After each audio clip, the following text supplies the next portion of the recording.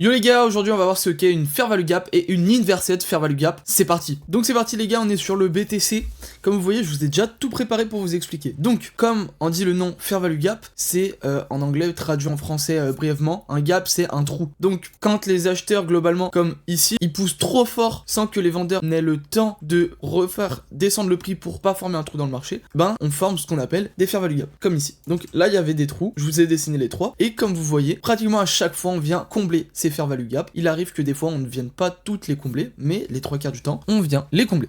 Et donc comme vous voyez pour l'instant, sur cette grosse jambe haussière, cette grosse impulsion, on en a comblé que 2 sur les 3. Donc on a énormément de chance de revenir sur la troisième. Et pour l'instant, comme vous le voyez, on est en train de rebondir dessus en tant que support. Vous voyez ici, bam, on a rebondi dessus. Ensuite, on a traversé, mais on n'a pas clôturé en dessous. Et bam, on continue de rebondir. Mais dans aucun des deux cas, on a traversé ces fair value gap et elles ne se sont pas traversées en inversed fair value gap. Donc une fair value gap inversée, c'est quoi? C'est quand au lieu que la fair value gap elle agisse comme support et que on s'appuie dessus pour aller plus haut, et ben on traverse cette même fair value gap, on pullback dessus et elle agit maintenant comme résistance. Ça veut dire que on ne la traversera pas, en tout cas pas sans un gros mouvement acheteur. Et donc on se fera systématiquement rejeter. Également, je vous en ai mis une qui est un peu plus concrète ici sur le BTC. Donc comme vous pouvez voir ici, il y a eu un trou, un gap qui s'est comblé. On a joué comme résistance dedans pendant un petit moment jusqu'à qu'on la traverse avec ce gros mouvement baissier. Et comme vous le voyez après, une fois qu'on est remonté, ça agit comme résistance. Et donc quand ça agit comme résistance, on se fait rejeter. Voilà ce qu'est une inversed fair value gap et une fair value gap. En tout cas pour ceux qui ont aimé, qui veulent retrouver plus de tutos, plus d'analyses, je vous laisse le lien dans la bio. C'était Alban Crypto et moi je vous dis ciao.